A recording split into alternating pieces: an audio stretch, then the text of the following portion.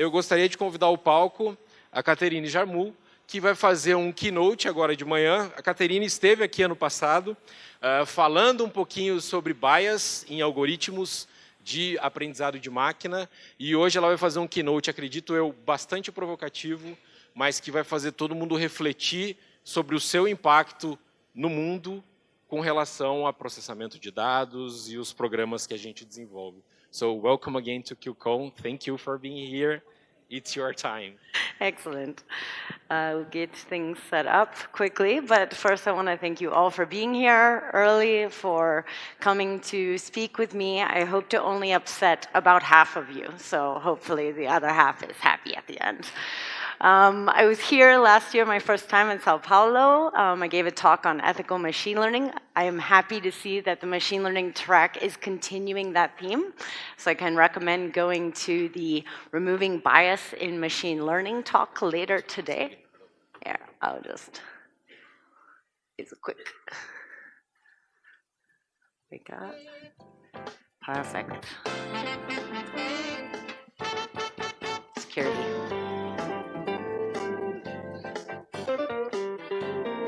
Perfect. And so when I bothered the program committee enough that they invited me to come keynote this year, I thought I would continue the conversation that I had here last year, which is around ethics and computing. And I thought, how do we expand the conversation from just talking about machine learning? How do we expand it to be applicable to all of the different folks in the room? And so I thought, big data, most of us here work in software architecture, maybe large data or scaled architecture. This is perhaps a shared understanding that we have. And what we're going to explore today is how big data has perhaps led us into an ethical drought.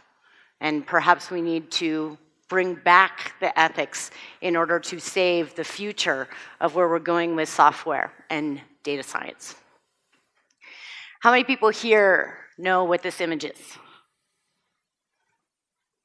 Has anybody here seen this image? No? Has anybody here received it via WhatsApp or some other social networking? What is the image?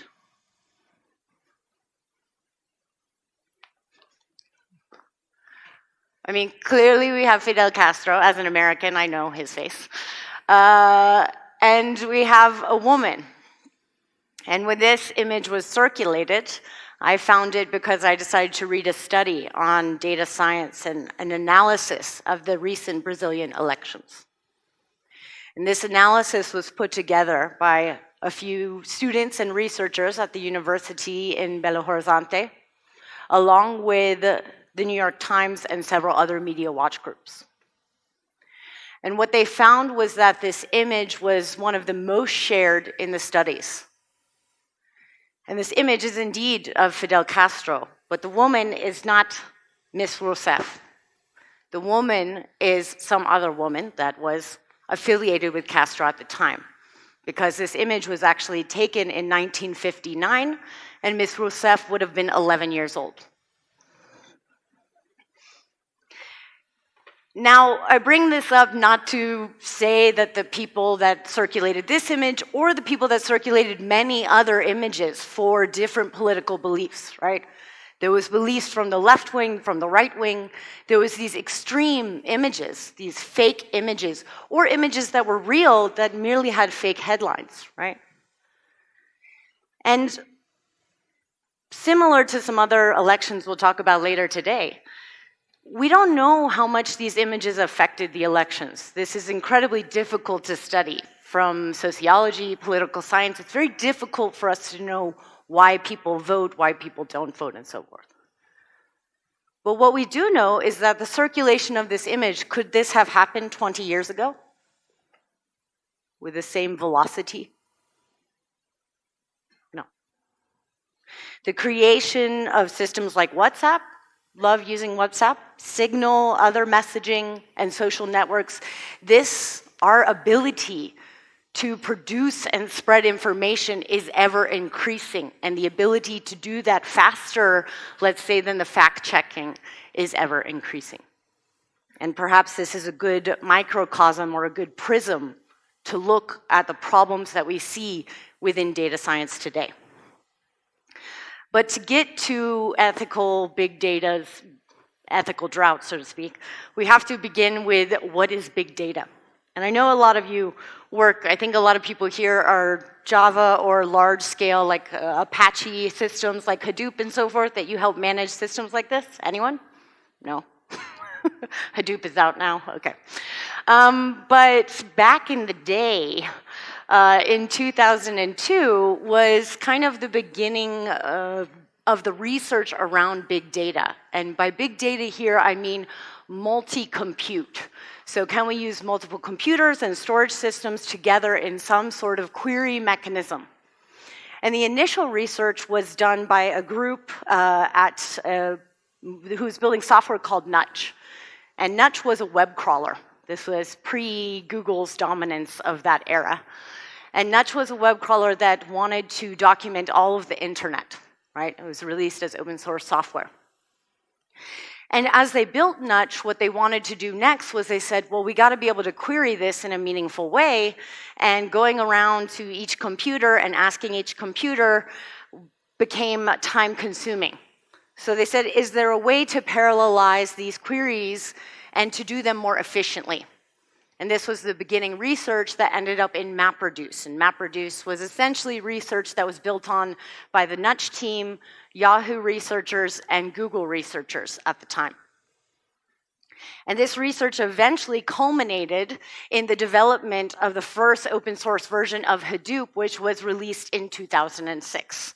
And so this is quite some time ago now, and Hadoop was released, and I remember when Hadoop was released because I was working on a web scraping project, and I thought, hey, maybe we can use this thing. And I thought it was pretty cool. But with Hadoop, what you needed to do is you needed to maintain your own architecture. And this is, of course, how many people here work in infrastructure? You maintain your own data centers and servers. Is it a fun job, maintaining your own machines? It's like the worst job ever, right? We should get robots to do that or something. Anyways, so maintaining your own infrastructure sucks, right? And so thankfully, other people do it for us, right? And Amazon, an engineer on one of the infrastructure teams at Amazon and his manager, who are Benjamin Black and Chris Pinkham, they decided they were having problems. They were doing all this complex VPNs and other VLAN architectures, and they said, there has to be a better way than continuously writing new scripts to do this and new VMs and so forth. And they started having debates of, could we make this into several services and make these services somewhat automated? And they started having debates, and then they said, you know what? I think other people would pay for this. And such was the brief that they wrote to Bezos. And Bezos tends to like to review these suggestions from engineers. He reads through the executive briefing, so to speak, and he makes a go, no-go decision. And he said, sure, let's try it out. And that got put to several other engineering teams, and in 2006, the initial EC2 was released.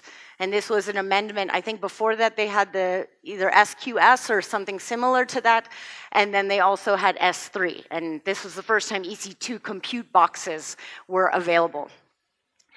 I spun up my first EC2 in 2008, 2009 or so probably more like, and I was so excited. I was like, I'm in the cloud, everybody. And I thought it was really cool. And a bunch of the engineers at the company that I worked at the time were like, oh, this cloud stuff is garbage. Like, we have to maintain our own data centers, whatever.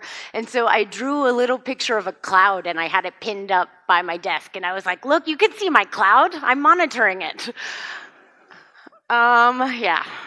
And I had a bunch of bash scripts or whatever. How many people were on EC2 pretty early, pre-2010, I say? Few. It was a wild west a little bit. There was lots of bash scripting and random other things. Thankfully, it has grown since then. But so thankfully, we have this big data now, and we have this big compute that we can rent from other people whose problem it is to make sure it works. And so from that kind of then came big machine learning, or what we now like to call AI, right, or artificial intelligence. And you can see there's a little bit of a lag time. I don't know if you can see this as Google Trends map of the term machine learning. And you can see in 2012, it starts to spike up a little bit. And it goes to, of course, we know the hype cycle, so to speak, of machine learning today. But I would say it was more than hype, right? We had big data available, now we had big compute available, and what the researchers were able to show is that this actually allowed us to do new things with machine learning that previously we didn't have the compute power for, or we didn't have the data sets for. Most of the advances in machine learning are small iterations on different techniques that were available in the 50s and 60s, right? And so the birth of the deep learning around computer vision, of Word2Vec, which came out in 2013, our ability to use deep learning with language, all of this happened also because we had enough computers that we could have researchers working on these problems. And they could find new innovative ways to apply the same loss equations and come up with new things. And so now we have a bit of a shared understanding of these origins. But through all these developments, were there any costs along the way? So as we were working on making big data available, making big compute available, making AI available, did we cut any corners? I like to always include an XKCD. I don't know if there are any XKCD fans, but I really like his work. And so in this XKCD, I'll give you a minute to read it.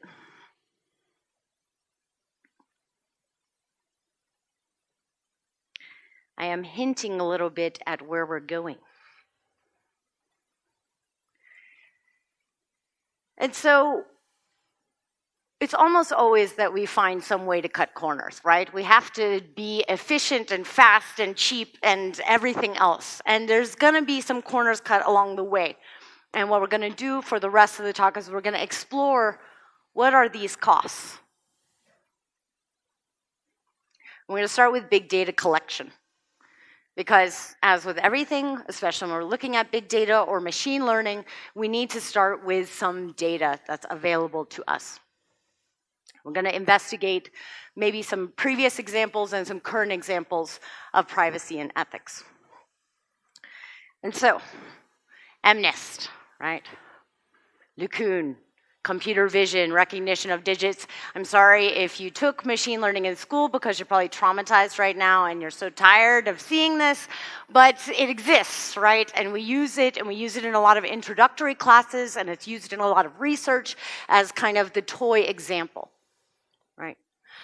But does anybody know where the numbers came from? I can't hear you. Who knows where the numbers came from? Well, MNIST literally is short for modified NIST.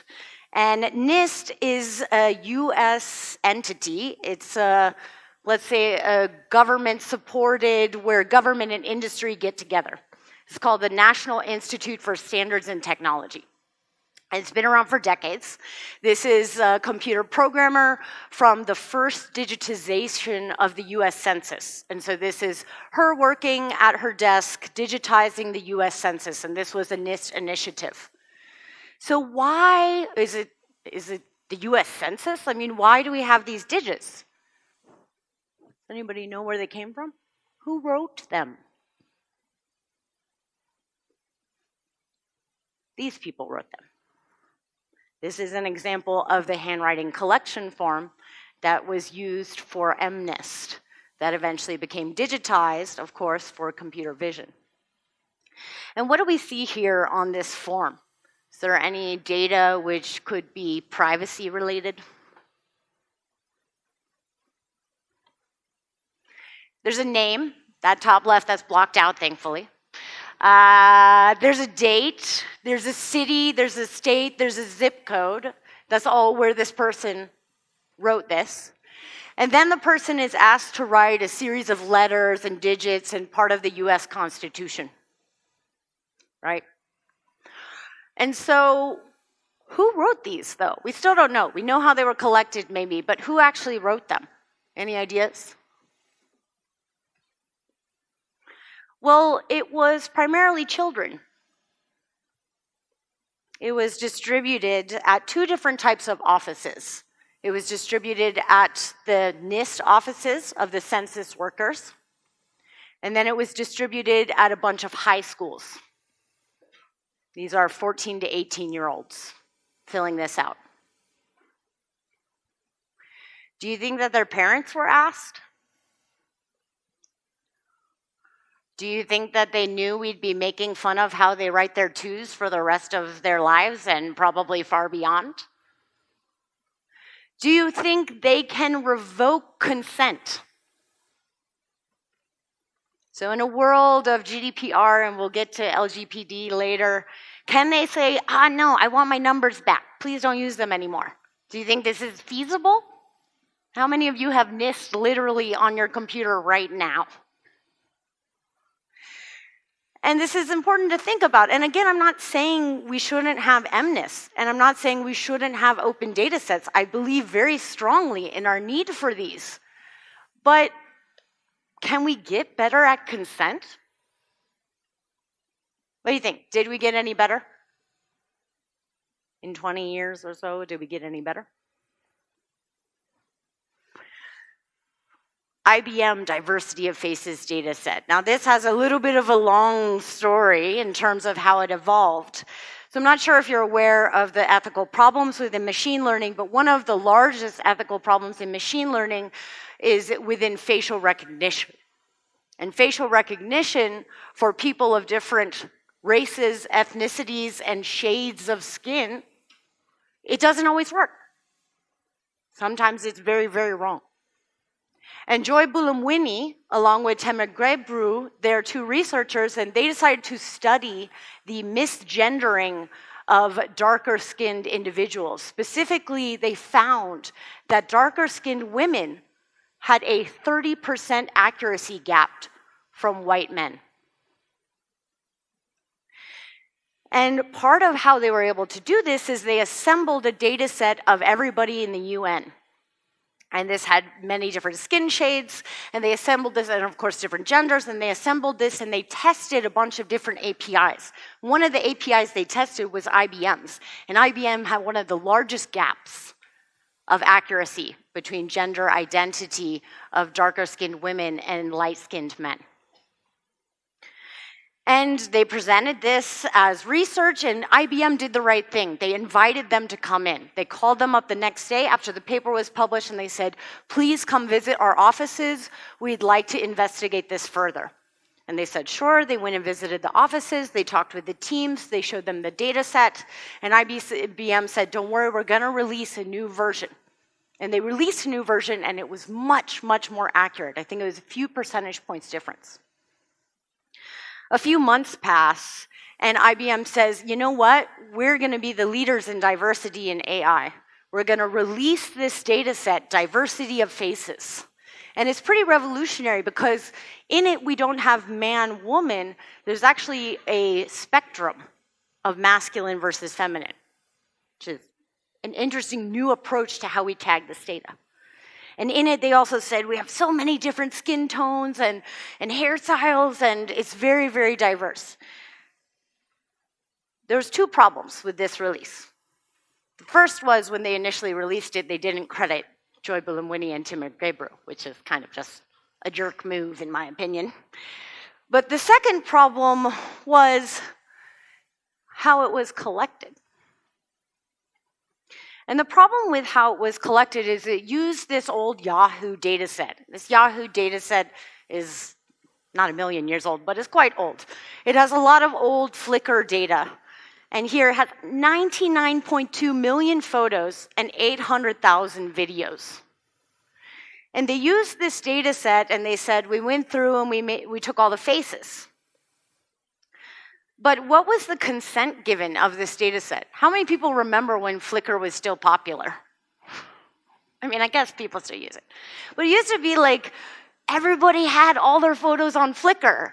You'd be like you had a digital camera, because of course you did, and you were like taking the photos, and then you're like, I'm gonna share all my vacation photos with my friends. I'm just gonna upload the whole SD card to Flickr. And I'm gonna choose the default settings, because that's the only way you can do with a bulk upload, right? So I'm gonna put the default settings, and I'm gonna put all my vacation pictures, and who knows if I ask the consent of all the people I took the photo of, right? There's a whole other issue, but minimally, I'm gonna just upload everything. And this is the data set. And as we can see, the data was shared under one of the various CC licenses. So it's like maybe completely free use, right? Maybe not. And you don't have to be a researcher to use this data set. Anybody can download it. You just go put in your email right now. It's actually an automated process. It like automatically just emails you a S3 link, of course.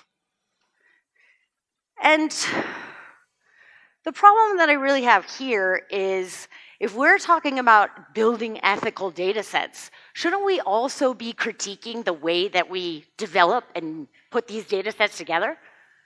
Shouldn't we be slightly critical of the consent used? No? Maybe? I don't know. I think so. So unfortunately, I haven't seen a lot of massive development in more ethical data collection. I think hopefully, with new regulations, this may or may not happen, but I'm calling on us to do that. Now that we're done with data collection, let's move on to compute. How many people here work at Amazon? Okay, good. All right, we're gonna look at big compute, and because Amazon has like the most compute of everybody pretty much, we're gonna study how compute is used at Amazon, because they gotta have some free cycles here and there. So let's take a look at how they're using them. Amazon decided they were gonna automate recruitment, which makes sense to some degree, right? Recruiters cost a lot of money, it takes a lot of time. Maybe this is something that we can automate, right? Because it's a painful process anyways, so like, can we just make it better? And what they did is they hired a team of researchers, I believe they were based in Ireland, and they said, hey, can you figure out from all this historical resumes and all of this historical performance improvements, can you figure out a way to make it automatic? Can you figure out who's the good engineers and who's the bad engineers and who we should hire and who we should fire and so forth? And they took that data, and they also took some data scraped and bought from different recruiters, and they put it together and they made an NLP model, a natural language processing model. What could go wrong?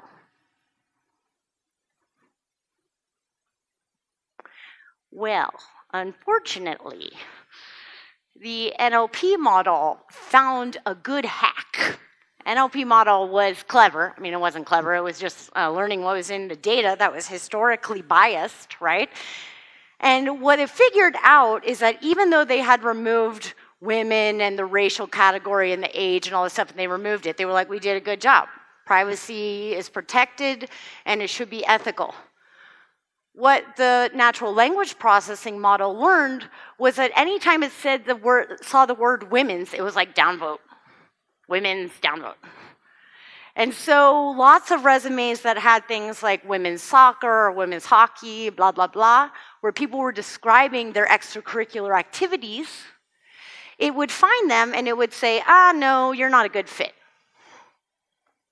It also learned the names, ironically, of the women's colleges. So there are some all-women's colleges, and it learned those, and it was like, nah, don't think so. Probably not a good engineer. And the problem here that we have is that we have all of these historical problems within our societies, right? And we have an imbalance in terms of gender in engineering and data science. And we've seen this in many studies of Word2Vec2, for example. Man is to computer scientist as woman is to homemaker. And so the problem here is that we have so much compute, but we can't solve societal problems with compute. It's pretty hard to do that.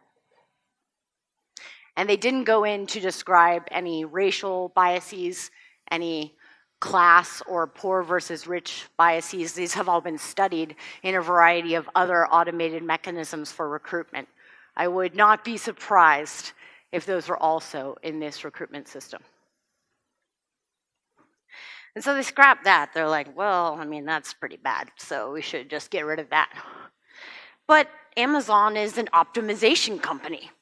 It wants to optimize things, right? And it wants to use all those compute cycles. I mean, you can't just have boxes lying around without 100% CPU usage, right? And so they figured out some other ways that they could use the compute.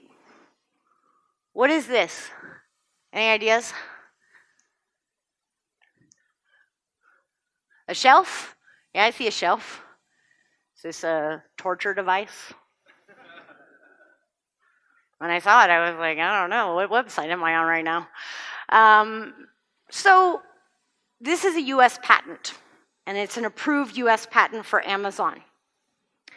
And it's an approved US patent for Amazon for using bracelets, there's a nice little bracelet there, it's a little hard to see, that give haptic feedback. And so when you're working in an Amazon warehouse and you reach for the wrong shelf, wrong. And you're like reaching, putting in the wrong box. And when this came out and was released, of course, the Amazon lawyers and PR people were like immediately on the phone with the press, and they were like, no, it's just a patent, man. It's just a patent. Everybody has patents. It's totally fine. It's totally fine. Everybody has patents, and everybody's tracking their workers, and don't single us out. And this may actually be true, right? It's still a little creepy. And Amazon's lawyers were enmeshed in a legal argument last year about some wrongful termination lawsuits. So some people that were suing Amazon and saying, they wrongfully terminated me and so forth. And in a rebuttal, Amazon's lawyers actually admitted that at some of their fulfillment centers, warehouses, right, that hundreds of employees are fired every year for not meeting their quotas. How are these quotas generated? Do I go talk with my boss and my boss says, oh, please, like, can you do 10 more boxes today? Is that how it works? Or is big compute at play here? How it actually works, and this is further defined in the lawsuit, is that there are automated systems for defining quotas. And that these automated systems for defining quotas are based on the other workers at the warehouses mixed with the optimization of packaging, right? And if you fail to meet your quota, you get what's called a warning slip. And if you get 3 warning slips in a row, you get a termination slip. And this is all automated. Now, your manager can supposedly override it, but I'm curious as how the manager is then audited. And here we see the use of big compute and the use of big data and the use of statistics to create a working environment that nobody wants to live in. There's not a single human that wants to have a bracelet that zaps them and a machine that fires them.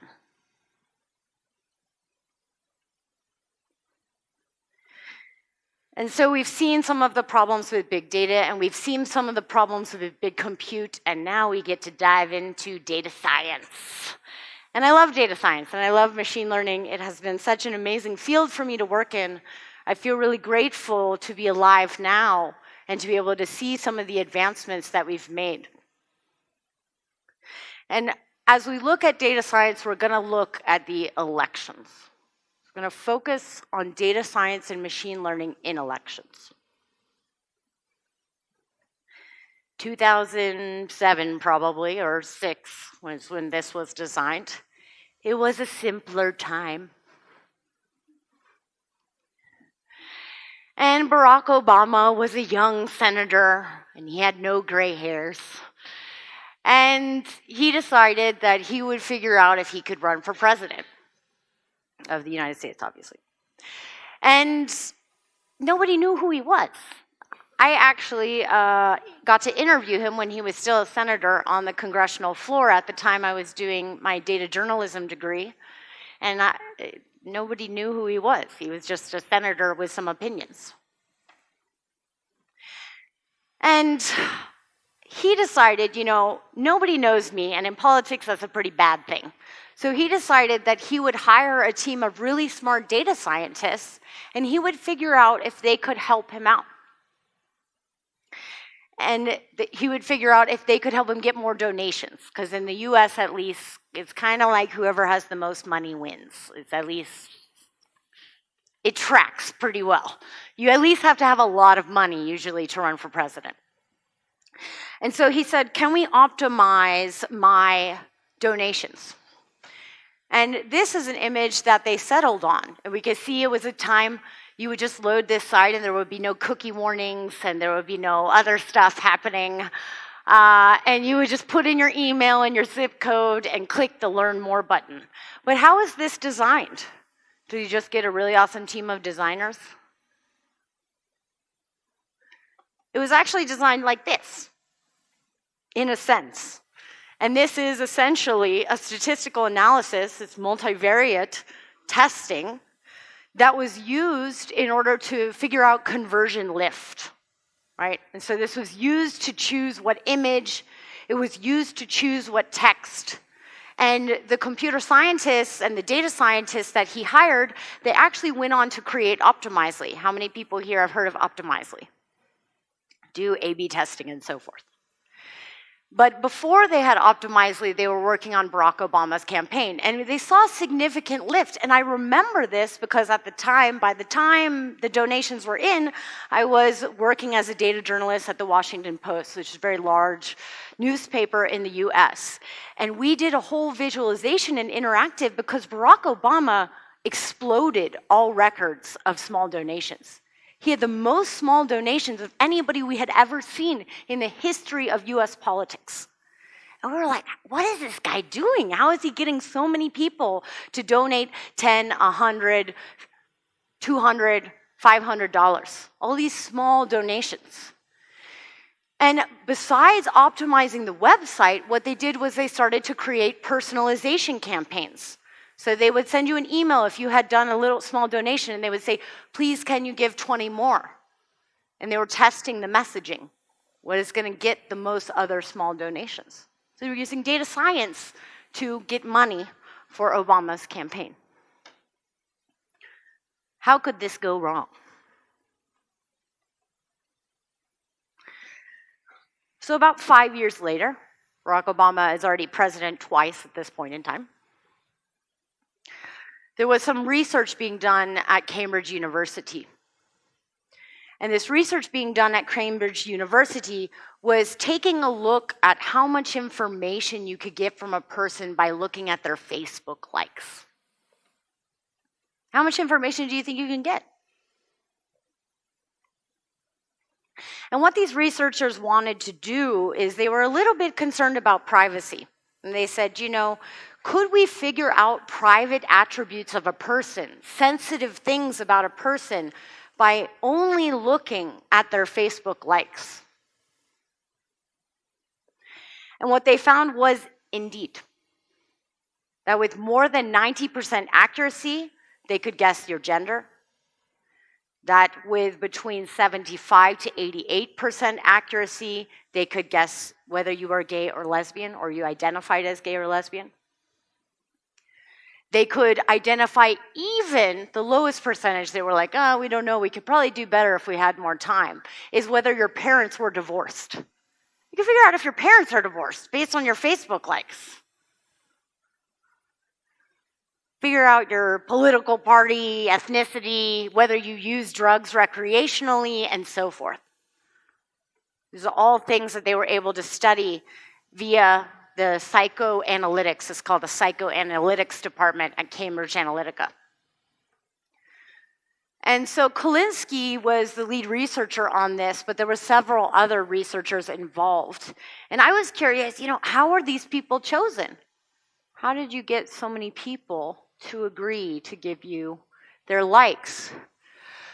Because in the abstract even, you don't even have to read the full paper, they said that they had more than 58,000 volunteers. And these volunteers gave them access to their likes, along with detailed demographic information. What is this? Just your profile, right? Facebook's like, please, profile 80% complete. Fill in more information about yourself, right? And then several psychometric tests, so personality tests primarily. So where am I going with this? What is this related to?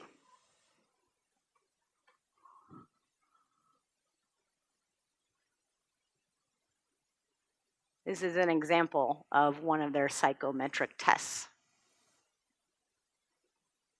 Remember, they were at the University of Cambridge? Anyone? And so this group of researchers was targeted, and several of them were hired by the guy who ran Cambridge Analytica. And this was some of the research that the initial data collection and profiling of Cambridge Analytica was based on.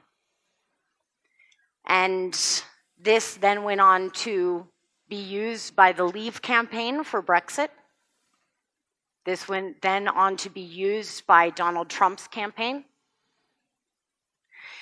And again, we don't know how this affected the elections. It is impossible for us to go back and do it again. But what we do know is that messaging, like what we saw in the Trump campaign and like what we saw in the Leave campaign, that this affects society. That it affects our ability to have a reasoned, educated conversation. And it affects our ability to not be polarized and to try to find solutions in some sort of meaningful way, some sort of compromise, some sort of moving forward. And it minimally might affect turnout. It might affect who decides to vote. And so I want to figure out if there's a better way. Because I like the work in machine learning that I do. Right now I work mainly in privacy and security because of the concerns. But I like this work, and I like working with computers, and I don't probably think I'm very good at anything else. I'm only even half good at computers, so I gotta figure out how to make this work. And I think that a lot of other smart people feel the same way. And I want to ask if we can turn this from winners and losers into some sort of non-zero-sum game. I want to use game theory, and I want to see, is there a way where we can get to a place where we don't have such an extreme group of winners and losers? Where we perhaps are not actively harming people and society with the technologies that we develop. And so I must bring up new developments in the world. Here in Brazil, you have LGPD, which, as far as I understood, I read the full English text yesterday. It was a fun read. There was lots of actual similarities to GDPR. I was surprised how many things were almost directly related. And how many people are actively reading or thinking about LGPD right now? It's still a few years until it goes into effect. And so there's still plenty of time to procrastinate and wait until the week before and then just shut your website down. If you want to follow in San Francisco's footsteps, then there you go. But LGPD, here's this new idea. And the idea is, can we enforce some form of ethics in data? And we can definitely argue about whether regulation is the right way to do this. However, we also haven't done a very good job at regulating ourselves. So I can kind of see the point of view when public opinion is starting to turn against us, and politicians, so to speak, then use this to make new regulations. And so what does LGPD call for, actually? One of the biggest pieces of LGPD and also GDPR is around consent. And it's around the idea that if you're going to be asking or collecting data from users, you should ask consent. And the consent should be really clear. It shouldn't be like 5 pages of legal text where I have to keep scrolling and then I can finally click accept. It should be really clear. What is it used for? How are you going to process it? Who are you going to share it with? And when might it be deleted? Pretty clear stuff, not rocket science. And I like to say that consensual data collection is sexy. That consent in general is sexy. It's nice to be asked, right? And so I would say that why not ask people? And why not, if you change your mind, you should be able to revoke it, right? Like, nah, not really. I'm not feeling the data collection today. Maybe tomorrow. Ask me tomorrow. I think that should be a normal thing. That should be okay. And we think about consent in a lot of other areas, but I think in data science and in computing, a lot of times we're just like, nah, get as much as you can. Store it away. It's like we got these little bunkers stored of data we're like maybe gonna use one day. I mean, give me a break, guys.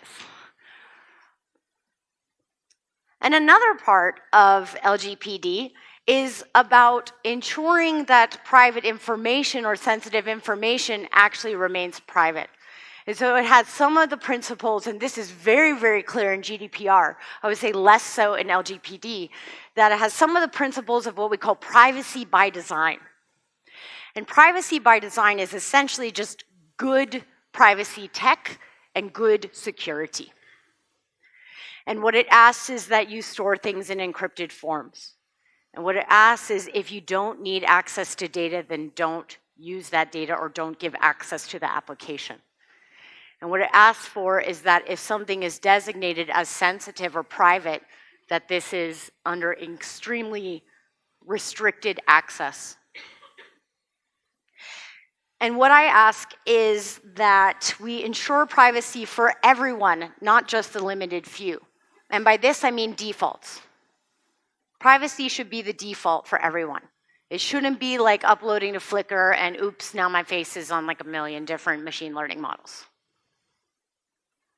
It should just be privacy and security by default, right? We know that this is the only way that works because people don't choose. So how many people here, you go into your settings and you actually read everything and you look and you assemble things?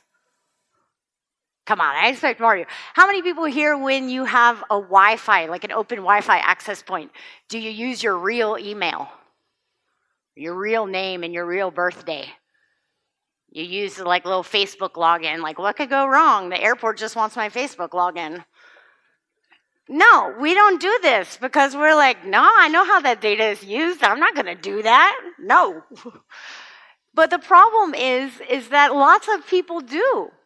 My mom does. I keep yelling at my mom, Mom, stop doing that. Create some fake emails. I mean, I'll make some for you if you really want them. But my mom does. I'm sure some of your moms do. Lots of other people's moms, also people that are not moms do it, right? And all this data is just being like collected and stored away, like maybe one day we'll use it, or like maybe I can get like a few cents for this. Hey, do you want an email? I'll charge you two cents. And that's really the problem, is we shouldn't have to be knowledgeable, we shouldn't have to be privileged, we shouldn't have to be data scientists or computer scientists or engineers in order to figure out how to protect our privacy. That shouldn't be the way. And this relates to Dana Boyd's work. And so Dana Boyd is a researcher who studied a lot of social networks, and she studied young people's opinions of social networks. So how do young people view themselves, view the world via social networking? And she's on a mailing list that I'm a part of, and I'm gonna really quickly find my note from her. And there was a debate on this mailing list, and it said, privacy is the enemy of free democracy. And if we ensure privacy, then it means that we can't look at politicians and we can't do journalism and so forth. Her response, I thought, was quite reasoned. Privacy also has a long and complex history. In both legal and technical contexts, this often gets boiled down to who has access to the data. From my vantage point, that's a dreadful way to define privacy. Alice Marwick and I spent years interviewing teenagers about what they understood to be privacy violations. And what became clear to us is that privacy in the colloquial sense means control over a social situation. In other words, it's not about access, but it's about expected use. And this is where we realize that one line of thinking actually got this historically. And this is a reasonable expectation of privacy. And I think what we can take out of this is let users help define what they think is a reasonable expectation of privacy. Help involve them in the conversation and make the controls easy to understand for non-engineers. And if you're gonna be using sensitive data, please take some time to think about transparency. Because honestly, I think a lot of people, if they're trusting you and using your service, I think they're okay with a lot of data use. But be transparent to them. Give them a clear understanding of how it's being used. They might even opt in more if they understood it better because they trust you. It's a trust interaction, right? And finally, I think it might be starting to get to a place where we should think about taking some sort of step towards an oath. I had the benefit of visiting a wonderful engineering team last week at Kunumi, Giuliano's company. And they're actively working on AI for medicine. And so they're thinking about do no harm every day.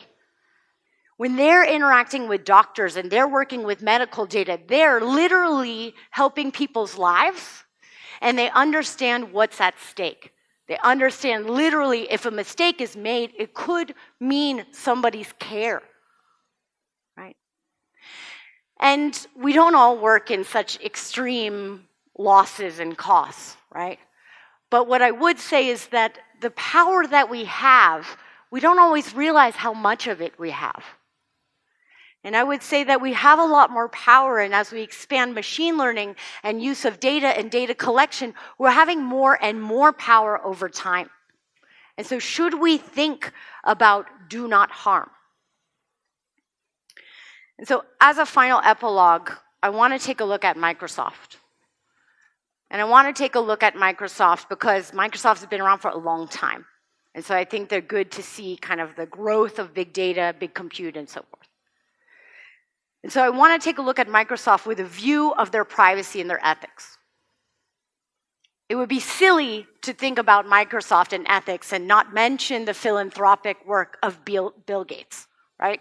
He's donated literally billions of dollars to help cure malaria, to help build renewable energy, to many, many initiatives, education, research, prizes, to try and make the world a better place, right? And this is really fantastic kind of mentorship of the entire tech community. It would also be incredibly silly to mention Microsoft and privacy and not talk about the work of Cynthia Dwork. Brilliant, fantastic researcher, cryptographer, privacy expert. And her work at Microsoft invented a new way of thinking about privacy. She literally created a whole new way of us to measure and think about privacy, and that's called differential privacy. She won a prize last year for it, but all of her research, or most of her research on differential privacy was done while she was at Microsoft Research. And her research went on to prove that there is a link between ethics and privacy, literally a mathematical proof that ethics and privacy are connected, which is pretty cool. However, Microsoft is also the biggest vendor in the US of predictive policing software. And I'm not necessarily anti-police. I did grow up in Los Angeles, and the LAPD has a bit of a reputation, as you might know. But predictive policing, this sounds like a good idea, right? Can we save money? Can we make it safer for neighborhoods? Can we figure out ways to deploy police and to have this be more cost-effective, more helpful? But when we look at the examples of the women who are bad engineers, or the darker-skinned women who are men, when we look at the examples of how machine learning and statistics can go wrong, when we think about predictive policing, we have to be questioning. There were several papers at the Fairness, Accountability, and Transparency in Machine Learning Conference, which I highly recommend, that covered the fact that predictive policing follows what we call a feedback loop. That if in the historical data it says, oh, this neighborhood is full of criminals, because it's poor, because it's more black, in the US at least, then what happens is police are sent there, and then they only arrest people there. And then what do you think happens to the algorithm over time? Eventually, all of the police are deployed to one or two neighborhoods, and none of the police are solving crimes or helping anyone anywhere else. And so we have to question these systems. And I think that there is now a tide turning, that there is more and more engineers that are questioning these systems. And in an open letter to the CEO, hundreds of Microsoft employees signed it and said, we're not going to work with ICE. And ICE is the Immigrations and Customs Enforcement. They are the people doing the deportations in the US. And this was shortly after the news of the family separation happened, where, of course, children are being separated from their parents as part of the deportation process. And they said that they refuse to be complicit. They said that we are part of a growing movement comprised of many across the industry who recognize the grave responsibility that those creating powerful technology have to ensure that what they build is used for good and not harm. And they weren't the only ones, because the biggest contracts from ICE are from Amazon. And the second biggest, Microsoft. And then Palantir. And then Salesforce. And then Google. And there was lots of other employees that decided to protest these actions. And yesterday I was listening to the keynote. And in the keynote there was a bit of a joke made, and it was like, we create lots of problems, right? But we also solve them. And sometimes we create more problems than we solve. And that resonated very much with me. I was like, yeah, this is what I'm talking about tomorrow. But I also felt pretty inspired by that. Because of course we're going to make mistakes. And of course we're not going to anticipate everything. And of course there's going to be times where we try to meet a deadline and we cut a corner based on privacy or ethics and security.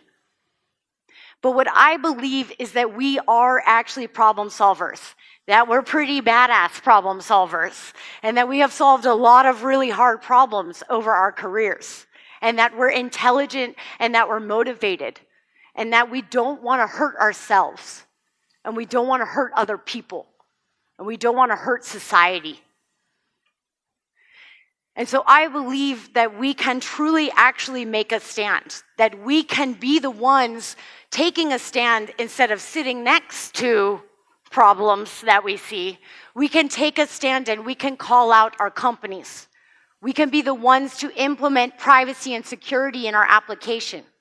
We can be the ones to say, no, this isn't going to work because it's going to turn out to be a very biased model. We can be those engineers. And what I ask for you today is that you solve the computing problems, but you also solve the privacy and ethics problems. And that we get out of the ethical drought that we're currently in and we go to a new and better future where we haven't completely forgotten or put by the wayside the point of privacy and ethics. Thank you very much.